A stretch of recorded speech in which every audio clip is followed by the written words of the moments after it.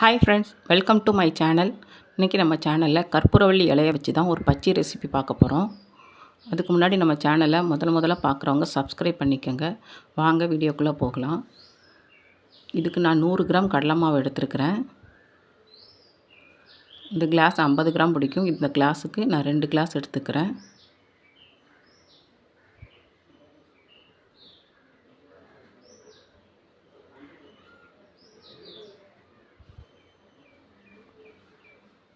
இதில் 2 ஸ்பூன் மிளகாய் பொடி சேர்த்துக்கலாம்.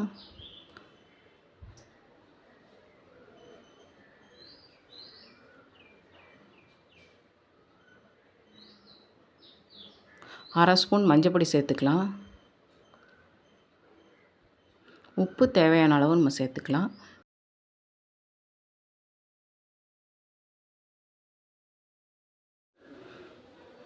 இப்போ கொஞ்சம் கொஞ்சமாக தண்ணி ஊற்றி நம்ம இதை மிக்ஸ் பண்ணி எடுத்துக்கலாம்.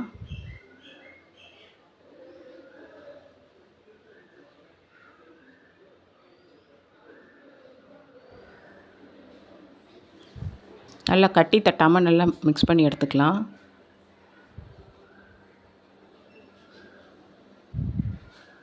மிக்ஸ் பண்ணியாச்சு. இப்போ 1 ஸ்பூன் காயப்பொடி சேர்த்துக்கலாம். காயப்பொடி சேர்த்து நல்லா மிக்ஸ் பண்ணி எடுத்துக்கலாம். மிக்ஸ் பண்ணியாச்சு. நான் இப்போ மாவு எந்த பதத்துக்கு இருக்கணுங்கிறத பாருங்கள். இப்போ நம்ம கையில் இப்படி எடுத்து விட்டால் இந்த மாதிரி விழணும்.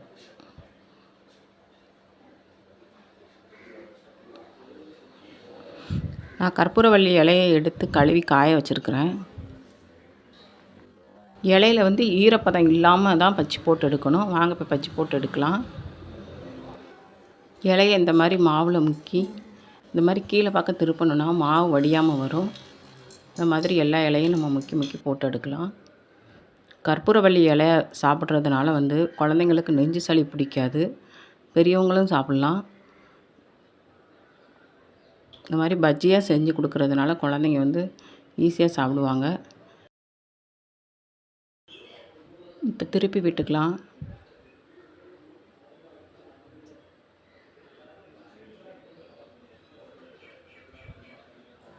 வெந்துச்சு, நம்ம எடுத்துடலாம். நீங்களும் இந்த மாதிரி உங்கள் வீட்டில் செஞ்சு பார்த்துட்டு எனக்கு கமெண்ட் பண்ணுங்கள், லைக் பண்ணுங்கள், ஷேர் பண்ணுங்கள். மறக்காமல் சப்ஸ்கிரைப் பண்ணுங்கள். தேங்க்யூ ஃபார் வாட்சிங்.